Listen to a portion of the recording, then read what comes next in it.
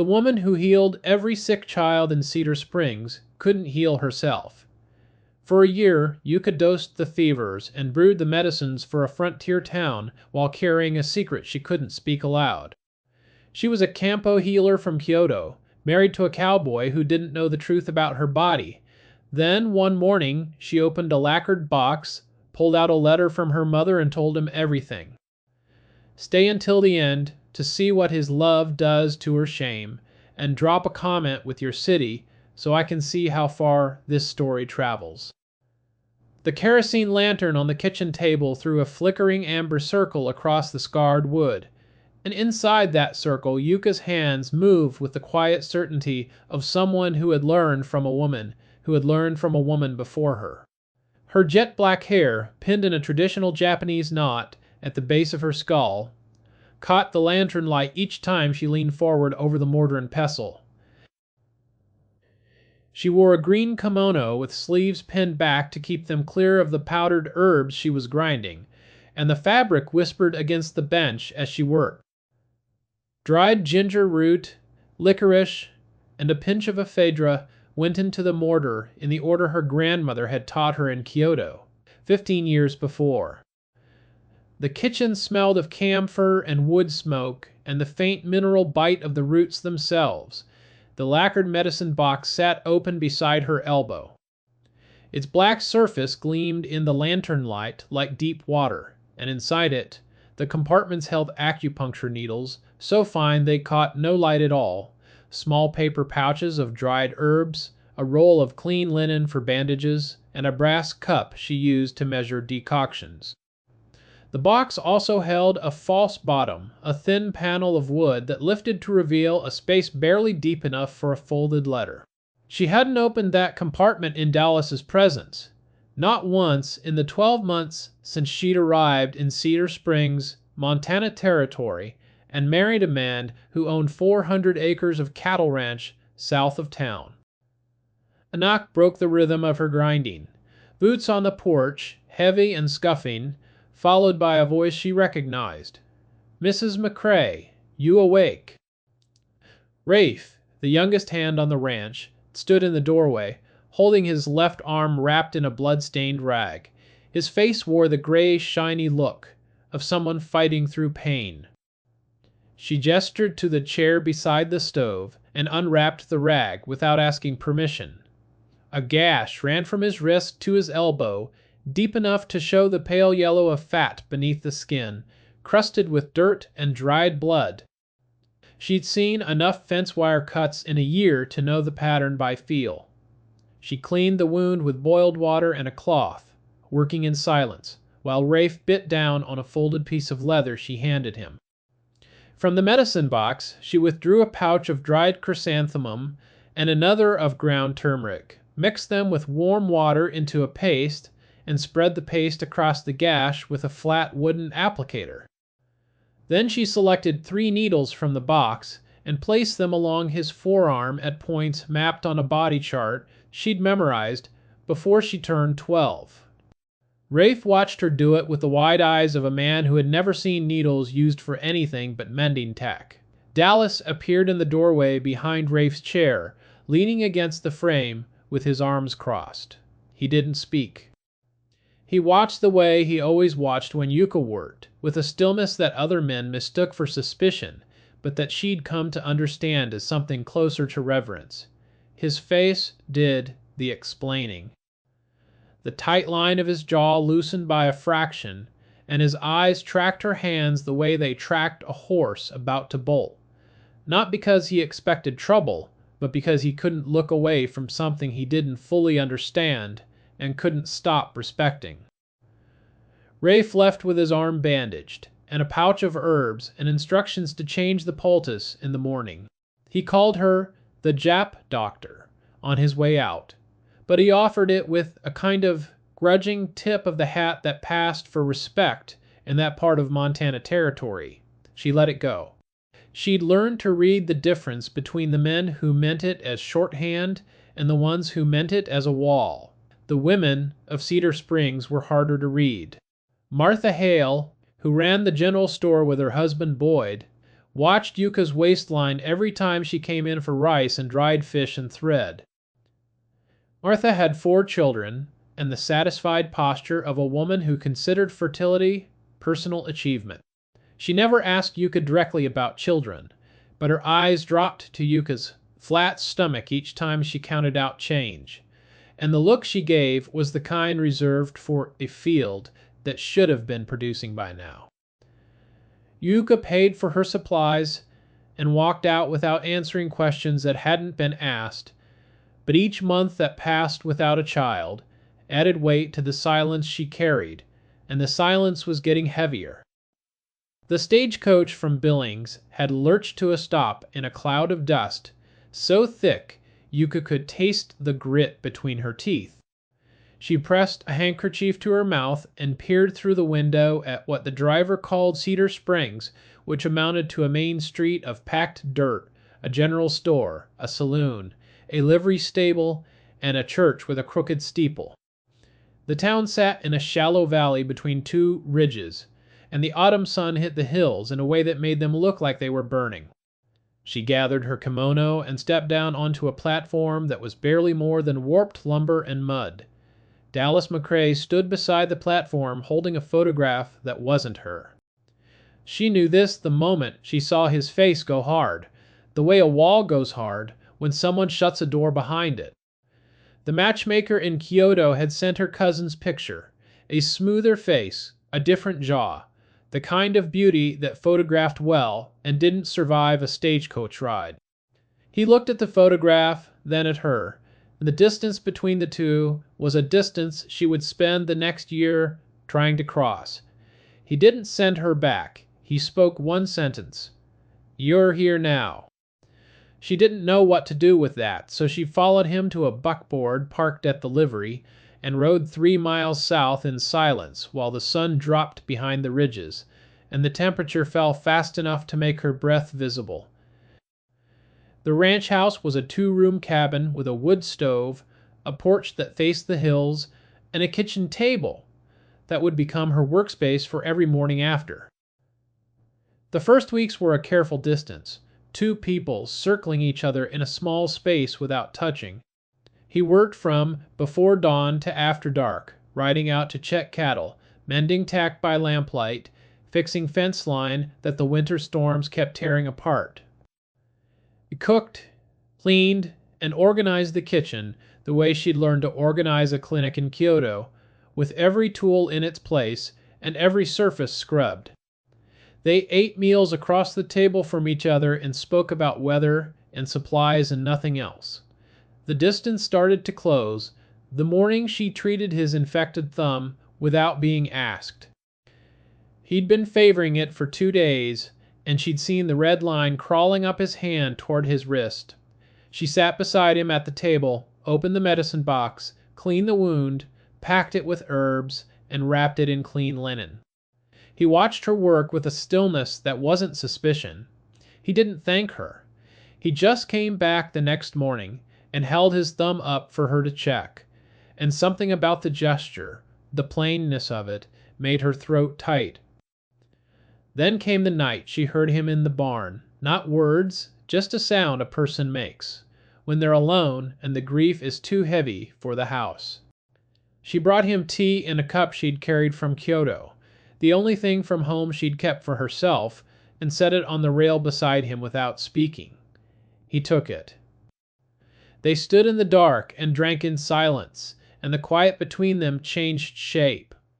It wasn't distance anymore. It was the kind of silence 2 people share when they've both seen the bottom of something and don't need to describe it. He fell in love with him slowly. Way a season changes, and the shame grew alongside it like a weed in the same garden. Every month that passed without a child was a weight she carried alone, and every time she saw the town women with their babies at the general store, the weight doubled. Martha Hale held her youngest on her hip and looked at Yuka's flat stomach with something between pity and satisfaction.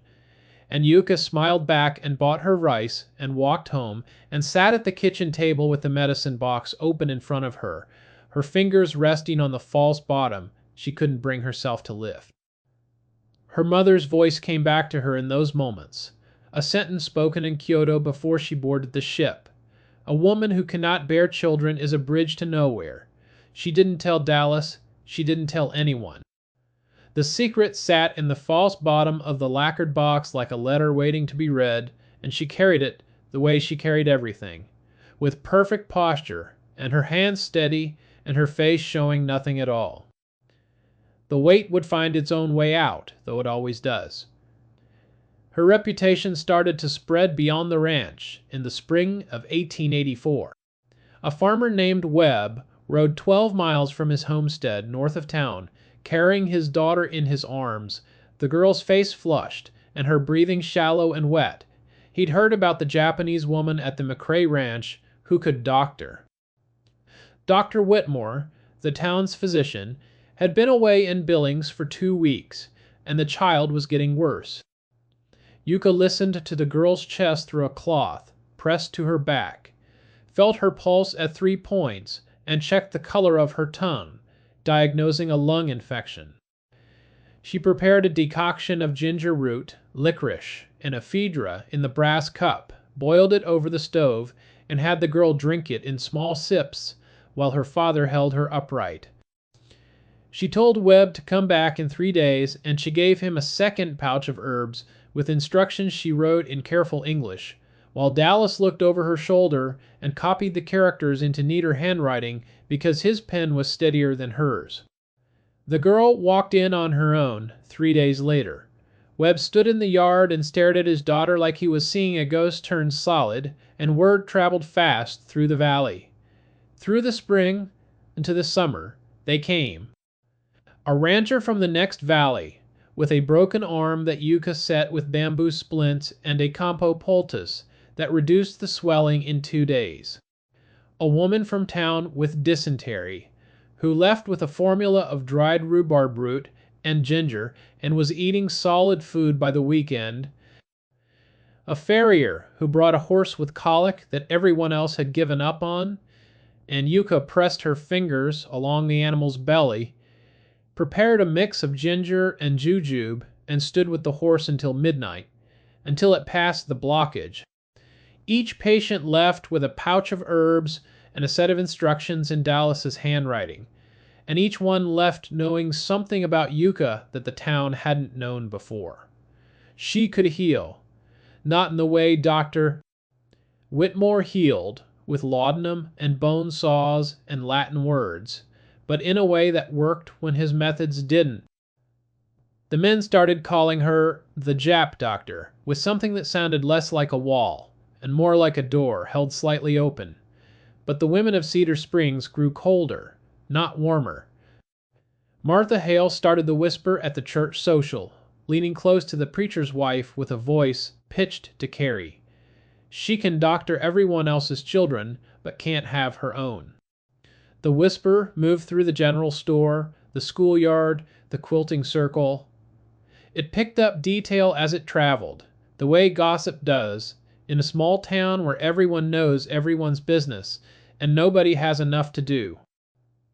By the time it reached the women who hadn't been at the church social, it had become a theory and a verdict and a pity all at once. Yuka walked into the general store on a Thursday afternoon to buy rice and dried fish and thread. Martha leaned across the counter counting out change and said, loud enough for the 2 women browsing the dry goods shelf to hear clearly, "Still, just the 2 of you out at that ranch must get quiet." The store went still. The women on the dry goods shelf didn't move. Yuka took her change, picked up her supplies, and walked out through the door that scraped the warped floorboards every time it opened. She didn't answer. Her training wouldn't let her respond to something meant to wound, because responding would show that the wound had landed, and showing the wound was its own kind of defeat. Dallas saw it that evening. She was quieter than usual, which he noticed because he'd spent a year learning the specific texture of her silences. This one had edges. He didn't ask.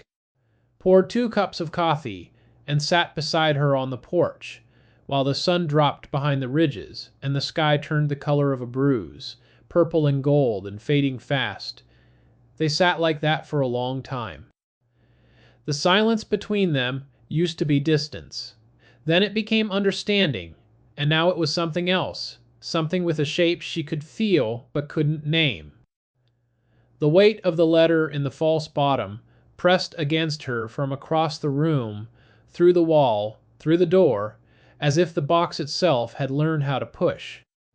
3 days of rain would bring the push to a break, and the break would change everything between them. 3 days of rain locked the ranch under a low gray ceiling that turned the corrals to mud and the pasture to soup. Dallas rode out on the second morning to check the eastern fence line where the creek was rising, and he came back hours late with a cut across his left palm that went deep enough to show the white strands of tendon beneath the skin. A wire fence had given way in the storm, and the barbed strand had caught him when he tried to reset the post. Yuka met him at the door and led him to the kitchen table without speaking. She boiled water, tore clean linen into strips, and opened the medicine box.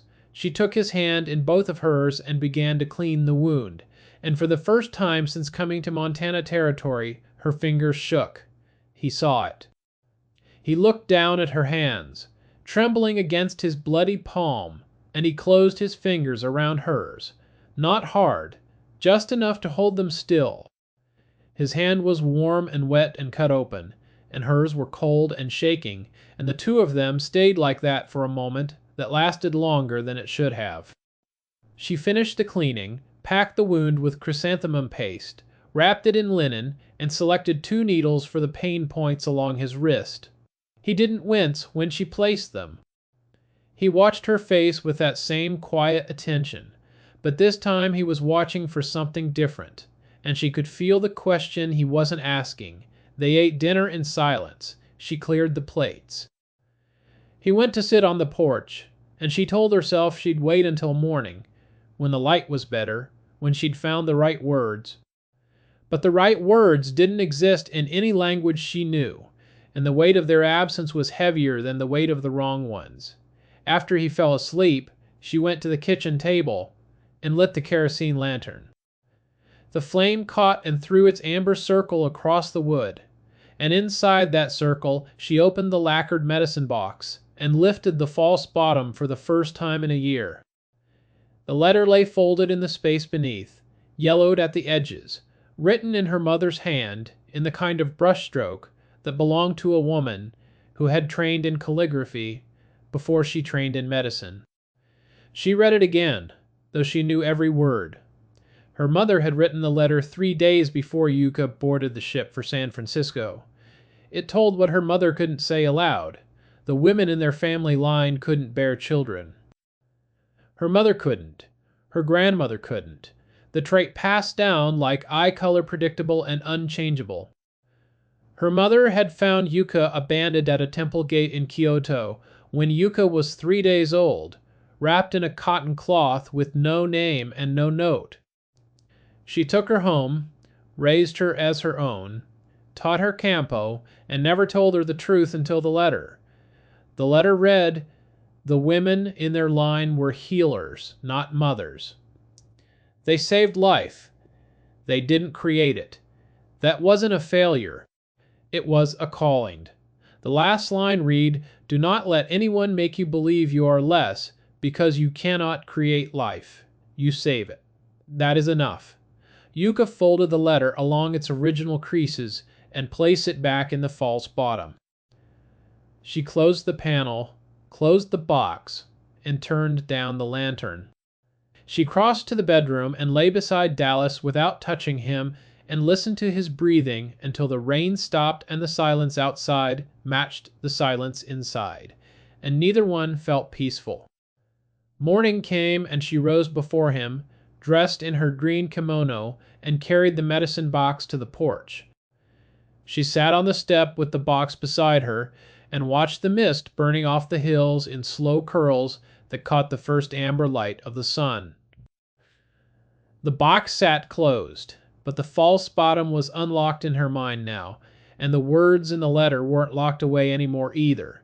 They were in her chest, pressing against her ribs, looking for a way out. The door opened behind her. Dallas stepped out carrying 2 cups of coffee, steam rising from both. He sat beside her on the step and held one out. She took it. He looked at the box, then at her, and he didn't ask. She set the cup down and turned to face him. The mist curls over the ridgeline in slow, pale fingers, and the porch is cold against her legs through the thin cotton of her kimono. Dallas sits beside her with his coffee, his bandaged hand resting on his knee, and he's waiting with the same patience he always brings, without pressure, without leaning in, just present. She tells him, "I can't have children." The words come out plain and direct, the way she speaks when she's treating a wound and needs the patient to understand what's wrong before she can fix it. She doesn't soften them. She doesn't dress them in metaphor or apology. She lets them stand in the morning air between them like a fact placed on a table. I've known since before I came here. My mother knew. Her mother knew. It runs in our family. It's not a possibility. It's a certainty. She opens the medicine box and lifts the false bottom. The letter is there, folded and yellowed. She takes it out and holds it between them, and the morning light catches the brush strokes through the thin paper. This is from my mother. She couldn't have children either. She found me at a temple in Kyoto when I was 3 days old. She raised me. She taught me everything I know. She wrote this letter so I'd know that the women in our line were healers, not mothers. She translates the last line for him, speaking it in English for the first time. Do not let anyone make you believe you are less, because you cannot create life. You save it. That is enough. Then she offers him the out, because offering less would be dishonest, and she respects him too much for dishonesty. If you want to send me back, I'll go. I won't fight it. You married a woman who was supposed to give you sons. I can't do that. You deserve to know. Dallas doesn't speak. He drinks his coffee. He watches the mist burn off the hills in slow curls that catch the light and dissolve. The silence stretches long enough for a hawk to cross the valley from one ridge to the other, riding the thermals without flapping, and the silence doesn't break. He sets the cup down on the porch step. He turns to her. His face holds an expression she's seen once before, the night in the barn when she brought him tea, a look that isn't sadness or determination, but something quieter and deeper than either. Then we'll love each other even more. The words land in the space between them and don't bounce, just settle there.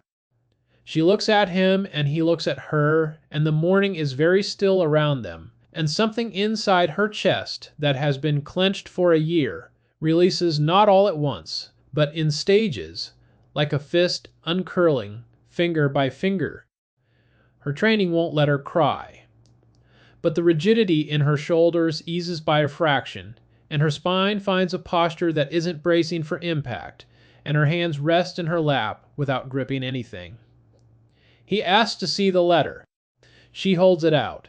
He can't read it, but he takes it, turns it over in his bandaged hand, feeling the weight of the paper, the brushstrokes he can't translate. She reads it to him line by line, sitting on the porch step while the sun comes up over the hills and the mist disappears and the valley fills with light.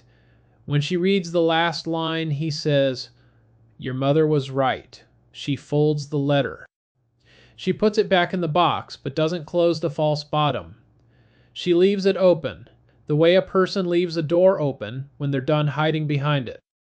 He puts his hand over hers on the porch step, and his hand is warm and bandaged and bleeding slightly through the linen, and she doesn't move it. They sit there until the coffee goes cold and the sun is fully up and the cattle start calling from the lower pasture. Neither of them moves to answer it. The morning belongs to them, and the morning is enough. But mornings don't last on the frontier, and the town was about to prove it. 2 weeks passed, and the ranch felt different. Yuka hummed while she ground herbs in the morning, a tune from the clinic in Kyoto, and Dallas heard it from the barn and stopped what he was doing to listen. The medicine box sat on the kitchen table with the false bottom open, the letter visible in its space, and neither of them treated it like a secret anymore. Dallas carried the letter in his shirt pocket when he rode out to check cattle, and he brought it back each evening and placed it on the table beside the box, and the routine of it carried the weight of a vow. Then Emmett Hale rode into town on a Saturday night and got drunk at the saloon. Emmett was Martha's nephew, a hand on the Dawson spread 8 miles east, and he'd been at the McCrae Ranch 2 months before delivering a wagon of fence posts. He'd seen Yuka on the porch in the dark and heard Dallas say something about children, though he couldn't remember the exact words because the whiskey had been working on him even then. By the time the story reached Martha through 3 other men at the saloon, it had bent into a shape that served her purposes. The Jap woman can't have babies. Dallas married a broken one. Martha spread it the way she spread everything, not with malice exactly, but with the particular satisfaction of a woman whose suspicions had been confirmed by evidence. She told the preacher's wife on Sunday. The preacher's wife told the quilting circle on Wednesday. By Thursday, every family in Cedar Springs knew, and the knowing changed the air the way a storm changes the pressure before the rain arrives. The change was immediate and visible. A farmer who'd been bringing his son for a follow-up visit didn't show up. The boy's arm had been healing well, and Yuka had prepared a second poultice and set it aside, and it sat on the kitchen table untouched until the herbs dried out and she threw them away. The general store went cold. Yuka walked in for supplies, and the conversation between 2 women at the counter died mid-sentence. Martha leaned across the counter with that particular tilt of her head and offered, "I'm sorry about your trouble, honey. Some women just aren't meant for it." Pity was worse than malice. Malice she could push against. Pity she could only stand inside of. Dallas rode into town on a Tuesday to pick up a supply order and found 3 men standing outside the saloon.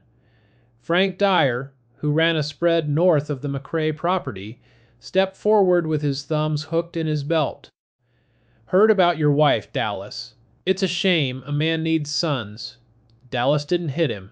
He looked at Frank the way a man looks at a post, standing in his way, something not worth the effort of moving. "My wife is the best thing that ever happened to this town. Yours is the gossip." He rode home, but the damage followed him.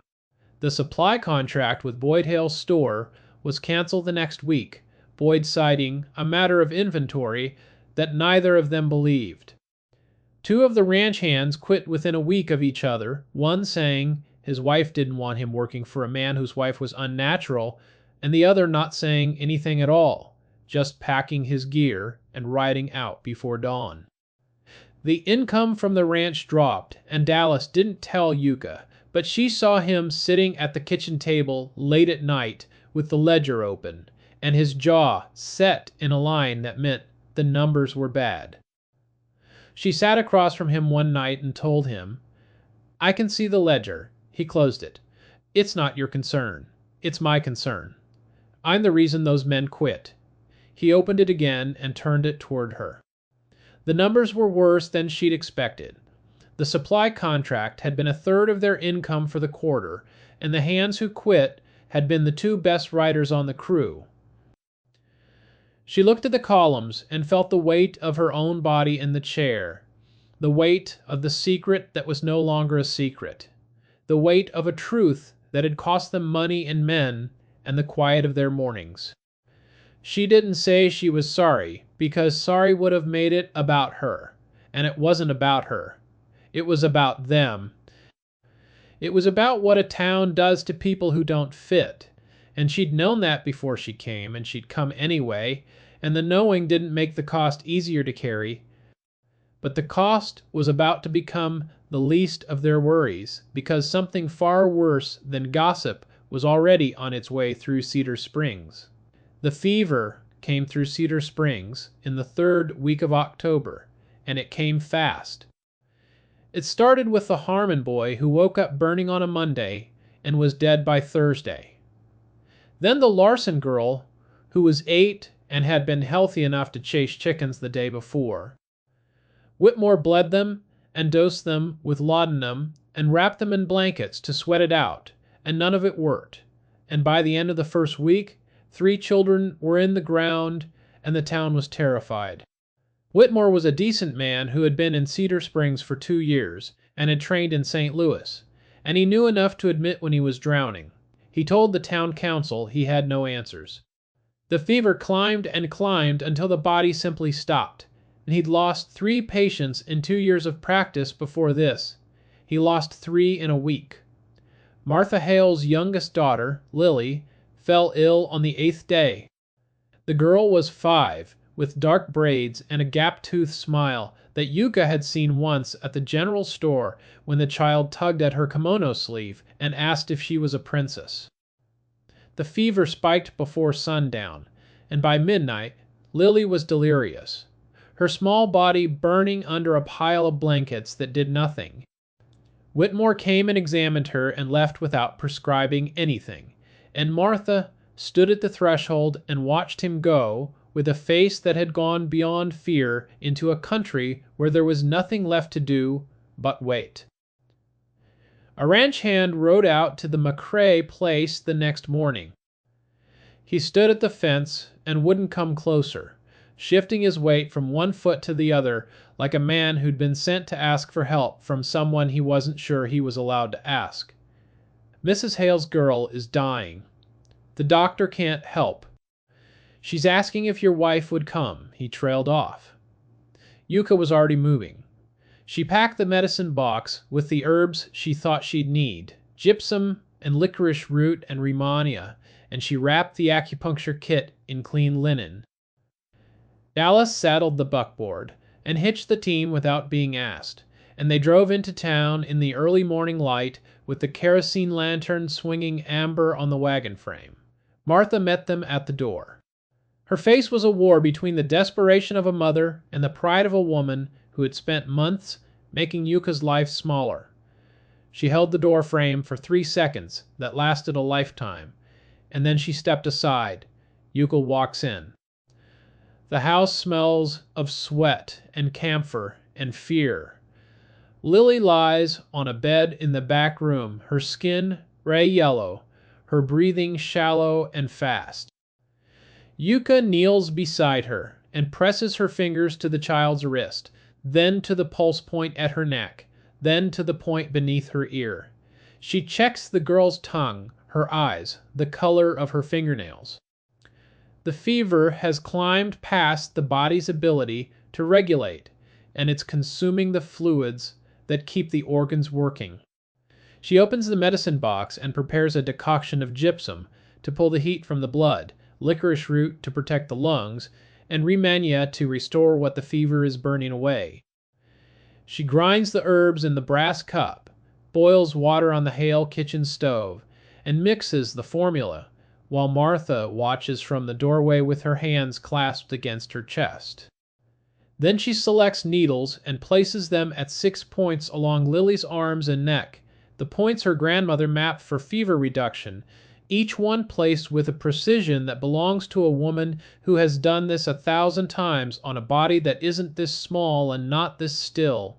She stays for 3 days. She sits beside Lily and checks the needles every 2 hours, changes the poultice on the girl's forehead when the heat rises, and feeds her the decoction in spoonfuls when the child is conscious enough to swallow.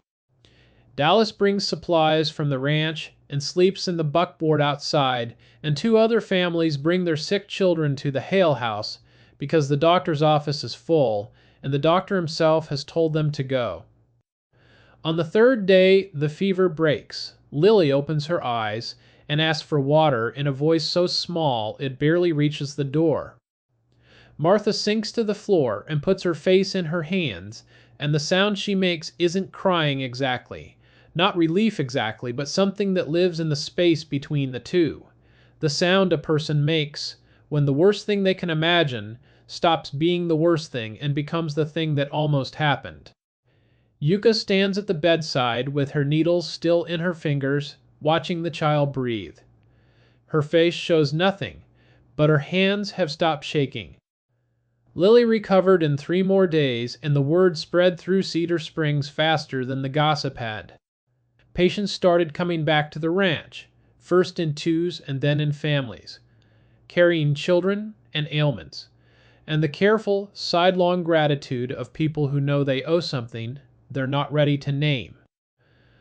The farmer whose son Yuka had treated for the broken arm brought a wagon load of hay as payment and left it in the yard without knocking. A woman Yuka had never spoken to left a basket of eggs on the porch rail at dawn and walked away before anyone could thank her. Martha Hale came to the ranch on a Sunday morning. He stood in the yard holding a jar of preserves with both hands, and she looked at Yuka with the expression of a person who has wronged someone and can't figure out how to say it. She didn't apologize, she didn't know how. But she spoke the only words she could find. "My daughter is alive because of you." She put the jar on the porch rail and walked back to the buckboard where Boyd was waiting. Yuka picked up the jar and held it in both hands and watched them drive away, and the glass felt cool against her palms, and the preserves inside caught the morning light like amber. The town didn't transform overnight. There were still whispers from the older women, the ones who had grown up believing that a woman's worth and her womb were the same thing.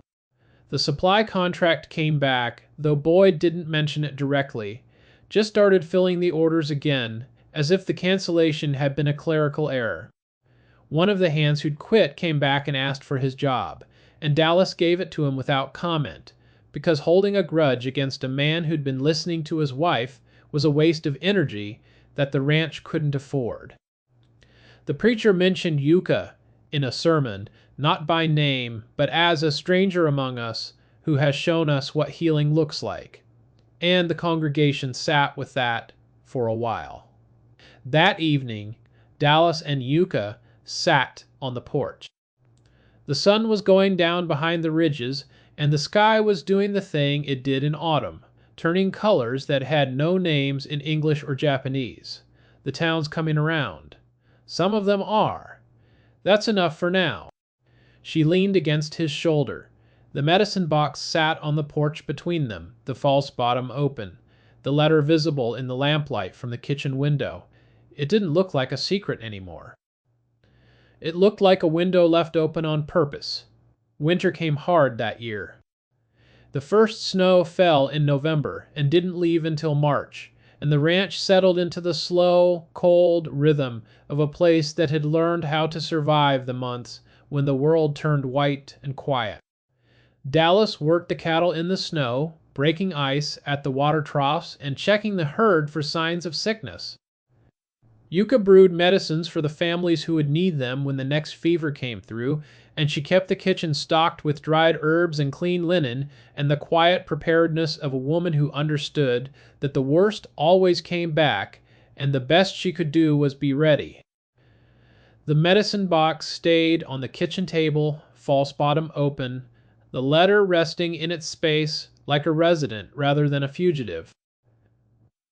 Dallas stopped carrying it in his shirt pocket after a while, not because he'd forgotten, but because he didn't need to hold it to believe it. The words were in him now, and they changed the shape of what he thought a family was supposed to be. One evening in January, a boy of about 10 rode up to the ranch on a horse too big for him. He sat in the saddle with the careful, exhausted posture of a child who'd been taking care of things no child should take care of. His name was Tommy, and he lived on a homestead 8 miles north with his mother and 2 younger sisters. His father had died the winter before pneumonia that took him in 4 days.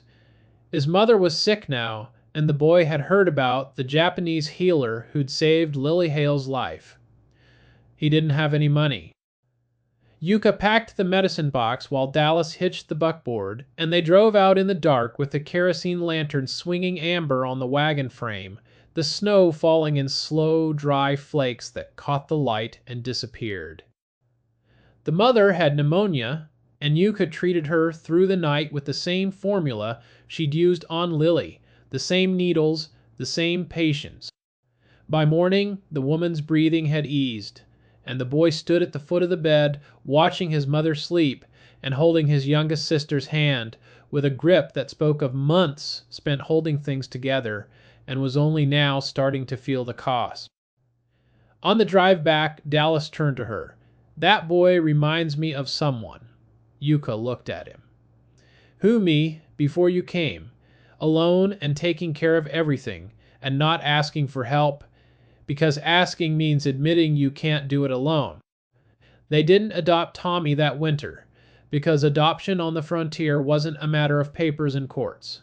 It was a matter of showing up. They made the trip twice a week, Yuka bringing medicine and Dallas bringing beef and flour, and sacks of feed for the horses. The boy started calling him Sir, and then Mr. Dallas, and then just Dallas, and his youngest sister, who was 4, and had the round, serious face of a child who'd grown up too fast, called Yuka the medicine lady, and then Lady Yuka, and then one afternoon Yuka was showing her how to fold a bandage, Yukani, older sister, Yuka, because she'd heard the word once and liked the sound of it, and because a child who has lost a father will find a family wherever she can. Yuka sits at the kitchen table with the medicine box open, sorting herbs by lamplight. Tommy sits across from her, learning the names of roots. Dallas leans in the doorway, the letter in his pocket, watching the amber light flicker across all 3 of them. The box stays open. Drop a comment with your city. I want to see how far this story travels.